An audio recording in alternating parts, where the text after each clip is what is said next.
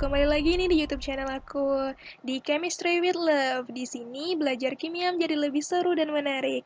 Seperti janji aku di video sebelumnya bahwa kita akan membahas materi-materi perkuliahan kimia mulai dari kimia dasar. Oh iya, buat kalian yang belum nonton video sebelumnya dan belum tahu siapa aku, yuk tonton dulu video sebelumnya. Nah, kemudian kalau udah nonton baru kita lanjut di materi sini ya. Aku tunggu.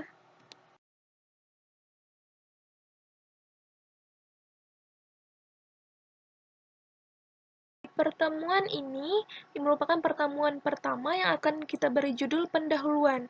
Materi yang akan kita bahas di pertemuan ini yaitu ada 4. Yang pertama adalah ilmu kimia. Bagaimana mempelajari ilmu kimia itu? Yang kedua, penggolongan materi, yaitu berupa zat, campuran, unsur, dan senyawa. Yang ketiga adalah sifat fisik dan kimia suatu materi. Nah, yang keempat itu adalah pengukuran, yang termasuk massa, berat, volume, kerapatan, dan suhu yang akan kita hubungkan dengan satuan SI atau satuan internasional. Nah, sebelumnya siapin dulu nih barang-barang yang harus kita prepare untuk belajar. Kalau kalian belum tahu apa aja yang harus di-prepare, yuk kembali ke video sebelumnya. Jangan lupa ya, nanti aku kasih linknya di bawah atau bisa klik di ikat di atas. Ayo siapin dulu, aku tunggu sebelum kita mulai ke materinya satu persatu.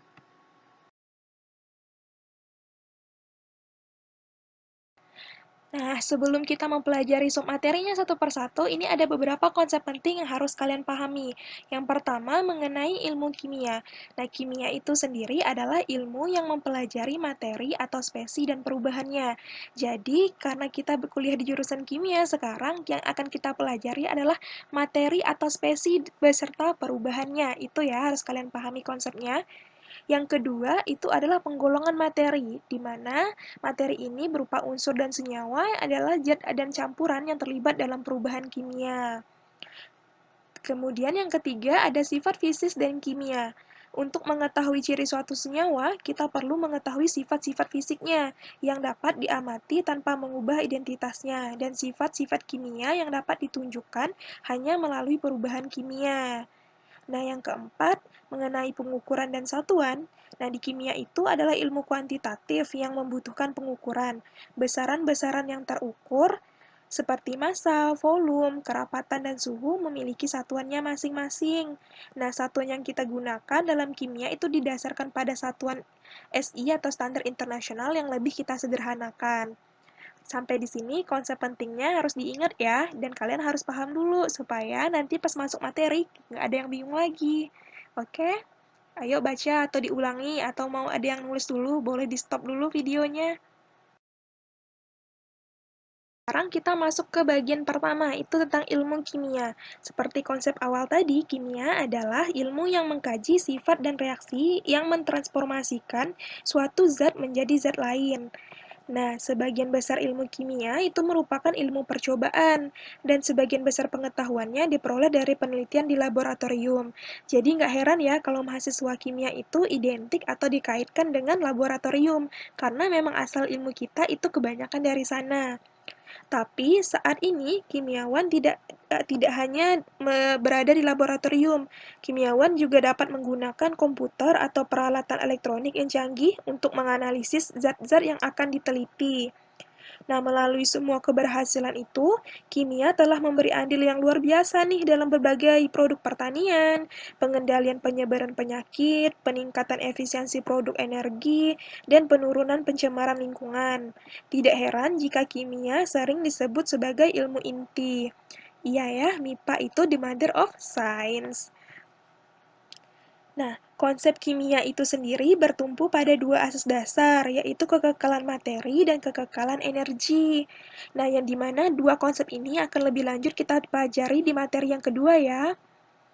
Nah, kalau jumlah materi yang terlibat dalam reaksi kimia itu selalu kekal, artinya jumlahnya tetap di sepanjang reaksi.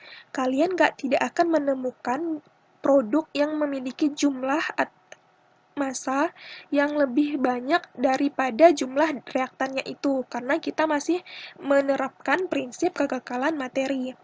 Nah, materi itu hanya tersusun ulang dari suatu materi menjadi materi yang lain, di mana proses penyusunan ulang atau reaksi ini disertai dengan adanya perubahan energi.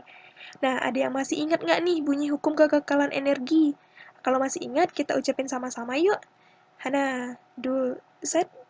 Energi tidak dapat diciptakan atau dimusnahkan, tetapi dapat diubah bentuk menjadi satu bentuk yang lain ke bentuk yang lain. Iya, kalian pintar, masih ingat. Ayo, ayo, semangat belajarnya. Nah, kalau misalnya udah kalian pahami tentang dua materi atau dua kekekalan ini, dua hukum kekekalan di kimia, kalian juga bakalan kekal kok belajar kimianya, yakin deh. Oh ya, terus gimana nih Kak cara mempelajari kimia? Nah, ilmu kimia itu memang terkesan lebih sulit. Kenapa? Salah satu alasannya karena di kimia itu memiliki kosakata yang sangat khusus dan banyak. Ya, memang nggak aku pungkiri sih, memang banyak banget kosakata baru yang kita pelajari di kimia. Selain itu, beberapa konsepnya juga bersifat abstrak. Jadi, nanti semakin mendalam, kalian tidak hanya belajar sesuatu yang ada di depan mata, tapi kalian akan membayangkan sesuatu yang tidak bisa kalian lihat. Nah, gimana? Keren nggak tuh? Itu bakalan keren banget, percaya deh. Kalau kalian udah masuk ke bagian materi sana. Nah, tapi kalian akan menemukan bahwa kimia jauh lebih luas dari sekedar angka-angka, rumus, atau teori yang abstrak. Hal ini dikarenakan kimia adalah ilmu yang logis dan dipenuhi oleh gagasan dan berbagai aplikasi yang menarik. Jadi, sampai di sini kalian udah paham dong ya tentang konsep ilmu kimia itu gimana. Jangan mundur dulu. Ini masih per awal, masih apa ya namanya? Masih awal banget buat kalian paham. Jadi di sini memang udah di sedikit banyak digambarkan apa aja sih yang lebih dalam tentang kimia. Memang kebanyakan mengenai angka, kebanyakan mengenai rumus, terus ada teori-teori yang memang sifatnya seperti yang, wah, abstrak nih, kayaknya nggak bisa digambarkan. Tapi selain itu, kalian akan menemukan bahwa kimia ini manfaatnya banyak banget, nggak hanya memang di bidang kimia itu sendiri. Jadi jangan nyerah dulu ya, tetap semangat belajar kimianya.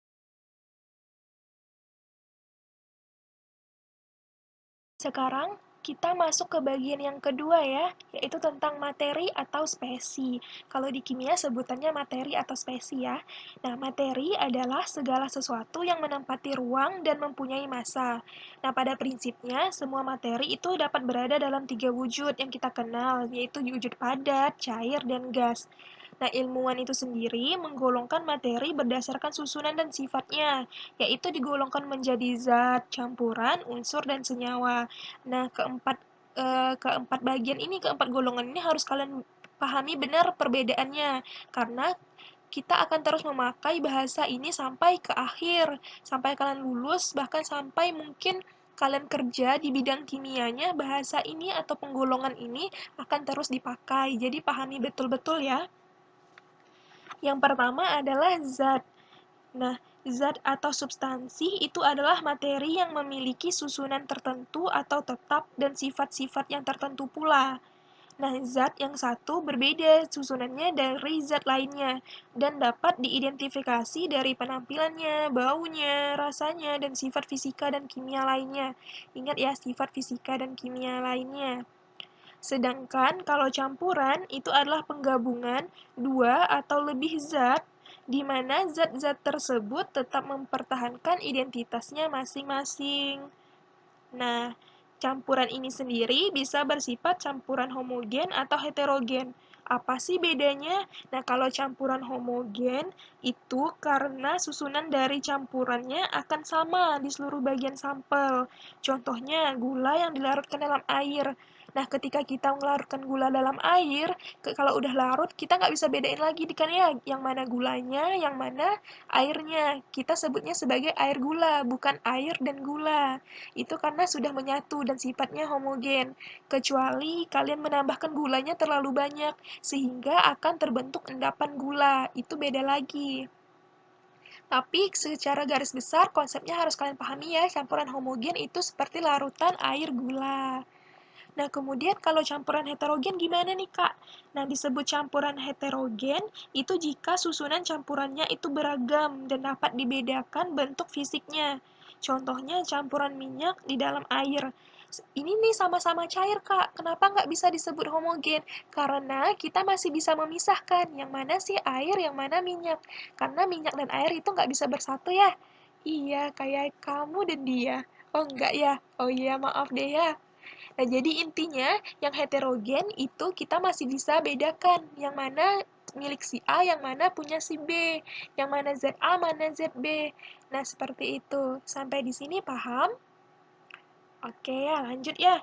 Nah, setiap campuran ini, baik campuran homogen atau campuran heterogen, itu dapat dibuat dan dipisahkan lagi dengan cara fisika menjadi komponen-komponen murninya, tanpa mengubah identitas dari setiap komponen. Jadi maksudnya seperti ini, campuran ini, baik homogen maupun heterogen, bisa kita ambil lagi setiap zat-zat murninya, setiap komponen murninya. Misalnya, kita mau udah bikin nih larutan air gula, tapi kita mau pisahin lagi nih gula dengan airnya. Gimana caranya? Kita bisa menguapkan airnya. Nah, sehingga kita akan pilih akan mendapatkan gulanya. Seperti itu. Atau kalau misalnya campuran air dan minyak, kita bisa menggunakan corong pisah. Jadi, kalau campuran itu masih bisa kita pisahkan kembali menjadi komponen-komponen murninya.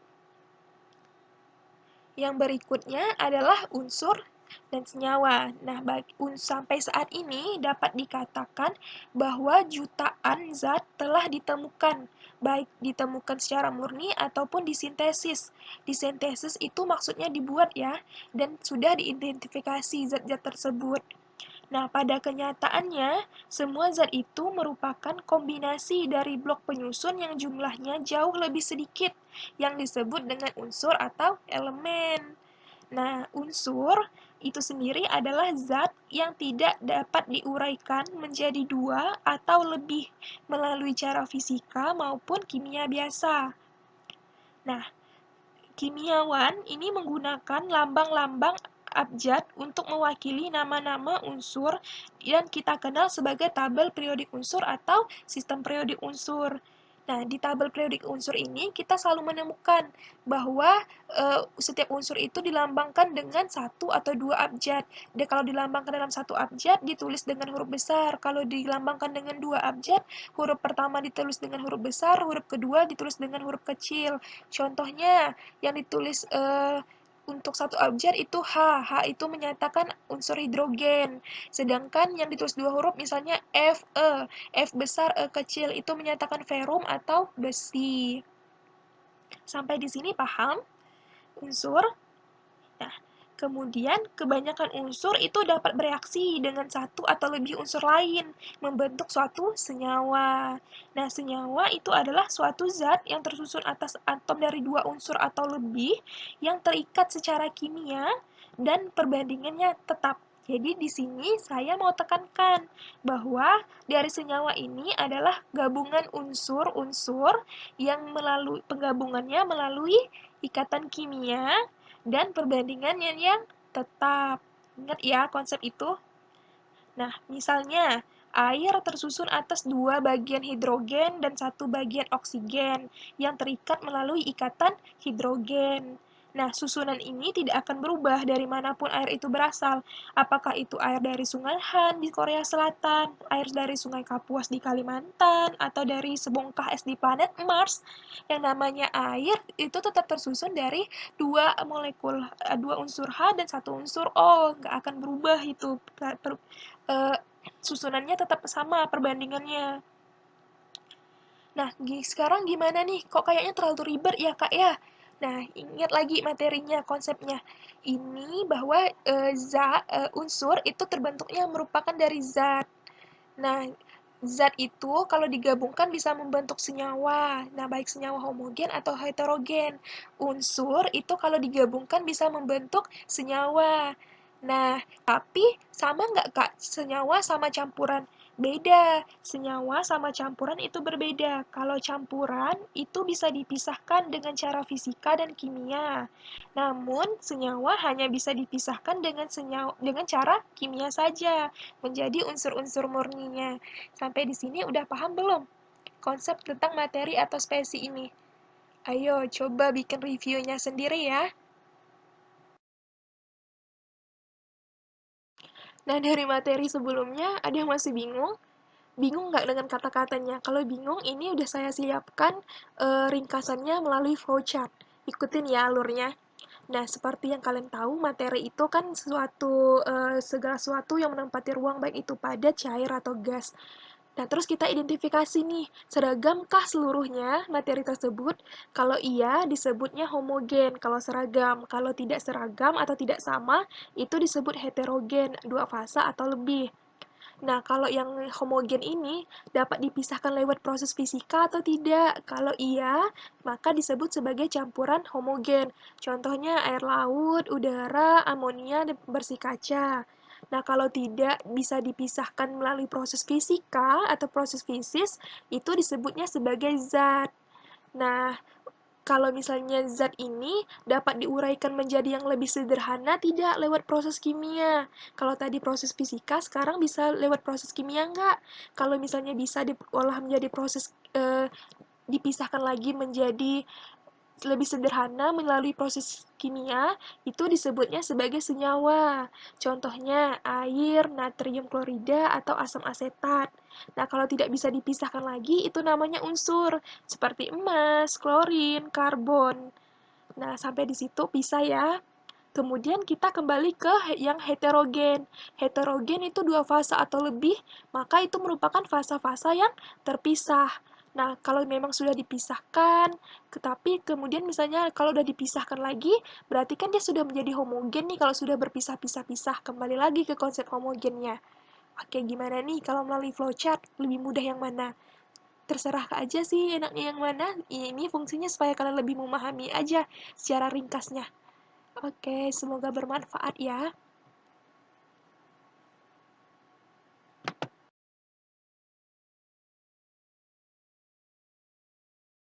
Nah, gimana nih, masih semangat nggak? Sekarang kita masuk ke yang ketiga ya materinya, yaitu sifat fisika dan kimia. Nah, dari materi itu, sifat fisika itu zat itu dapat diidentifikasi dari sifat-sifat dan susunannya. Warna, titik leleh, titik didih, dan kerapatan atau densitas itu merupakan sifat fisika. Nah, sifat fisika itu dapat diukur dan diamati tanpa mengubah susunannya. Contohnya, kita dapat mengukur titik leleh es dengan memanaskan es tersebut dan mencatat suhunya ketika es tersebut mulai mencair. Jadi, untuk yang fisika itu bisa kita identifikasi melalui proses fisik. Sedangkan kalau yang sifat kimia itu dapat diamati dengan melakukan perubahan kimia atau reaksi kimia. Dan setelah perubahan, zat-zat awal akan menghilang atau berubah menjadi produk baru yang dihasilkan. Jadi kalau udah ada reaksi kimia, ini kita udah nggak bisa lagi nih misalnya menyebutnya sebagai produk A ditambah B, kita akan menghasilkan produk baru dari perubahannya. Misalnya, gas hidrogen terbakar dalam gas oksigen menghasilkan air. Itu merupakan salah satu contoh dari sifat kimia. Nah, untuk sifat ini sendiri itu terbagi menjadi dua, yaitu sifat ekstensif dan sifat intensif. Kalau sifat ekstensif itu nilainya tergantung pada jumlah materi yang diukur. Jadi, semakin banyak materinya atau jumlah yang diukur, maka satuannya atau sifatnya atau nilainya itu juga akan semakin besar. Nah, yang termasuk sifat ekstensif itu adalah massa, panjang, dan volume. Jadi misalnya massa satu apel sama dua apel sama tiga apel, ya semakin besar atau semakin banyak jumlah apelnya, maka masanya makin banyak, volumenya juga makin besar. Jadi sifat ekstensif itu konsepnya seperti itu ya. Kemudian yang kedua ada sifat intensif. Nah, kalau sifat intensif ini tidak tergantung pada jumlah materi yang diukur. Contohnya suhu, titik leleh, titik didih, dan densitas. Misalnya kalian mau mengukur titik leleh es batu tadi mencair. Walaupun es batunya 1 biji aja, ataupun 10 biji, atau 100 biji, titik didihnya, titik lelehnya akan tetap sama. Suhunya juga akan tetap sama. Densitasnya juga tidak akan terpengaruh pada jumlahnya. Jadi yang dimaksud sifat itu seperti itu. Nah, yang berikutnya yang akan kita bahas adalah tentang pengukuran. Nah, di pengukuran ini ilmu kimia itu sangat bergantung pada pengukuran, karena ilmu kimia itu merupakan ilmu kuantitas kebanyakannya, di mana besaran hasil pengukurannya ditulis berdasarkan satuan sistem internasional atau CSI. Nah, pengukuran yang akan sering kita gunakan dalam ilmu kimia adalah waktu, massa, volume, kerapatan, dan suhu. Kita akan bahas satu persatu ya. Pertama, massa dan berat. Sebelumnya, ada yang masih bingung nggak tentang perbedaan massa dan berat? Ada yang masih sulit membedakan kenapa sih ini disebut massa, kenapa disebut berat? Ini kita bahas ya, simak baik-baik. Massa adalah suatu ukuran yang menunjukkan kuantitas materi di dalam suatu benda. Nah, satuannya kilogram. Dia sifatnya tetap dan tidak bergantung pada letak. Sedangkan berat adalah gaya yang diberikan oleh gravitasi pada suatu benda. Jadi, karena ada kata gravitasi, ini akan tergantung pada letaknya. Contohnya, massa apel di bumi itu berbeda dengan massa apel di bulan, di mana massa apel di bulan itu adalah 1/6 dari berat massa apel tersebut di bumi. Nah, karena massa bulan itu lebih ringan daripada massa bumi. Dan untuk satuannya juga berbeda ya. Kalau massa itu satuannya kilogram, kalau berat itu satuannya newton. Kalau yang masih ingat pelajaran fisika, pasti ingat rumus ini. Berat itu simbolnya W besar, enggak deh, W kecil. Iya, W kecil sama dengan M dikali G, di mana M-nya adalah massa, G-nya adalah gaya gravitasi. Nah, hasilnya satuannya adalah Newton. Sedangkan massa itu simbolnya tetap M, satuannya adalah kilogram, dan itu besaran pokok yang nggak bisa diturunkan lagi. Berikutnya yang akan kita pelajari adalah tentang volume. Nah, di mana volume itu adalah besaran yang menyatakan ukuran atau jumlah isi zat cair. Ya, karena volume ya, jadi berhubungan dengan isi zat cair. Tapi tidak monoton harus isi zat cair. Kalau memang diperlukan untuk mengukur volume untuk zat padat juga bisa. Nah, untuk satuan SI, untuk volume ini sebenarnya adalah meter kubik atau M⁻3. Tapi dalam ilmu kimia itu kita sederhanakan satuan volume yang digunakan adalah liter dan mililiter. Nah, kalau kalian masih ingat dong ya, kalau 1 liter itu sama dengan 1 dm⁻3. Nah, 1 dm⁻3 itu berarti 1 kali 10⁻3 meter pangkat 3. Nah, 1 mililiter itu sama dengan 1 cm⁻3. Dan 1 mililiter itu sama dengan 1 cc. Jadi kalau misalnya ada buku yang menyebutkan atau ada biasanya di produk-produk ya, produk-produk yang dijual berapa cc, itu sama dengan mili satuannya. Sampai di sini paham? Lanjut ya. Pengukuran yang berikutnya adalah kerapatan atau biasa kita sebut sebagai densitas. Nah, di densitas ini merupakan perbandingan massa suatu benda terhadap volumenya. Nah, biasa disimbolkan dengan D atau juga dengan Rho. Masih ingat Rho? Nah, itu kan rumusnya M/V. Satuannya, menurut satuan SI, adalah yang benar adalah kilogram meter pangkat 3 atau kilogram per meter kubik. Tetapi dalam kimia itu terlalu besar sehingga kita sederhanakan menjadi gram per mililiter itu untuk padatan dan cairan, dan gram per liter itu untuk gas. Kenapa gas itu gram per liter? Karena gas itu molekulnya atau atom-atomnya lebih kecil, sehingga kalau pakai mililiter itu lebih sulit atau semakin sulit kita untuk menghitungnya. Makanya kita besarkan menjadi gram per liter. Nah, yang berikutnya adalah suhu. Suhu itu adalah besaran yang menyatakan derajat panas dingin suatu benda. Nah, mau itu panas atau dingin, ada suhunya. Nah, satuan SI untuk suhu adalah Kelvin. Dan dalam kimia, biasanya kita tambahkan dari derajat Celcius ditambah 273. Ingat ya, bacanya Kelvin, bukan derajat Kelvin. Yang pakai derajat itu adalah Celcius, Fahrenheit, dan Reaumur. Itu menggunakan kata derajat, tapi untuk Kelvin tidak ada kata derajat. Jadi jangan salah, bacanya cukup Kelvin. Oke, sampai sini paham? Bisa ya?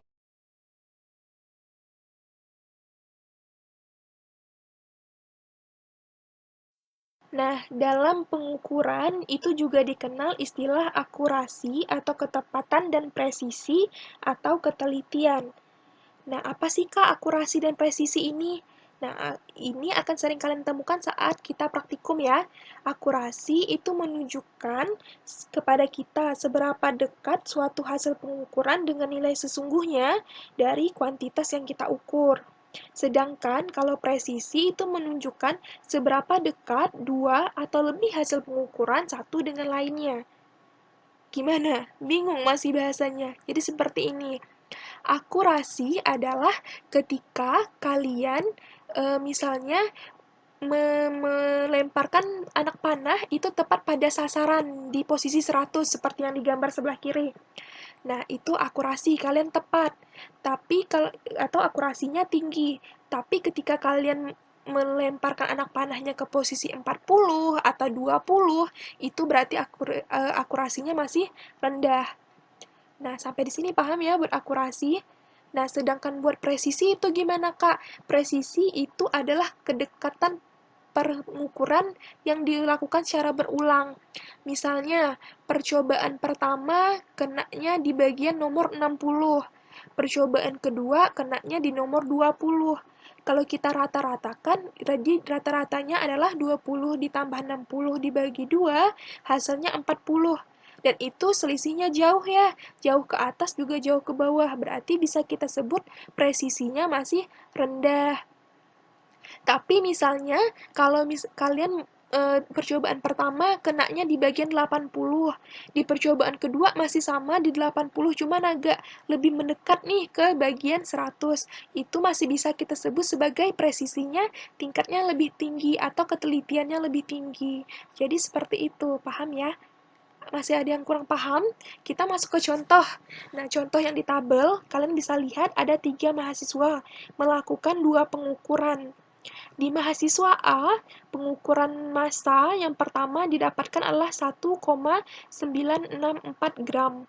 Yang kedua 1,978 gram. Kita pakai rata-ratanya. Nah, rata-ratanya itu adalah 1,971 gram.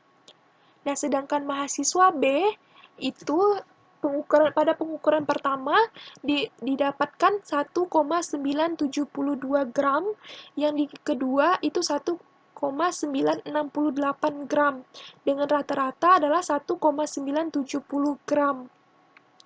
Kalau kita bandingkan antara mahasiswa A, mahasiswa B yang lebih memiliki tingkat presisi atau ketelitian yang lebih tinggi adalah mahasiswa B. Karena kalau dari rata-rata, kalau yang di mahasiswa A, rata-ratanya dibandingkan dengan percobaan pertama itu adalah 0,007. Sedangkan kalau dibandingkan dengan percobaan kedua, itu adalah 0,007 juga. Nah, dan itu 0,07 ya perbedaannya. Sedangkan kalau di mahasiswa B, itu selisihnya adalah ke atas dan ke bawah atau di percobaan pertama dan kedua, itu adalah 0,002. Jadi lebih kecil selisihnya. Itu yang lebih kecil selisihnya berarti memiliki tingkat ketelitian atau presisi yang lebih tinggi. Tetapi hasil kedua pengukuran ini masih kurang tepat. Itu kenapa? Ayo kita coba bandingkan dengan mahasiswa C. Mahasiswa C yang pertama mengukur adalah 2,000 gram. Yang kedua adalah 2,002 gram. Dan rata-ratanya didapatkan 2,001 gram. Nah, mahasiswa C ini memiliki tingkat ketelitian atau presisi yang tinggi karena selisihnya cuma 0,001 gram, tapi juga tepat atau akurasinya tinggi. Nah, yang paling baik dari ketiga itu karena apa? Karena nilai rata-ratanya paling mendekati dengan nilai sesungguhnya. Sampai di sini paham untuk akurasi dan presisi? Harusnya paham dong ya, karena udah ada dua contoh itu tadi.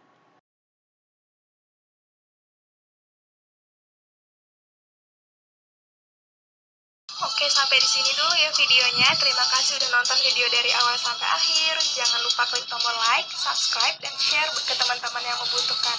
Dan jangan lupa nyalakan tombol lonceng untuk terus update video atau materi yang aku tambahkan di sini ya. Oh iya, tetap semangat ya menjalani perkuliahan kimianya. Kalian yang terbaik kok. Wassalamualaikum warahmatullahi wabarakatuh. Happy weekend, cinggu ya.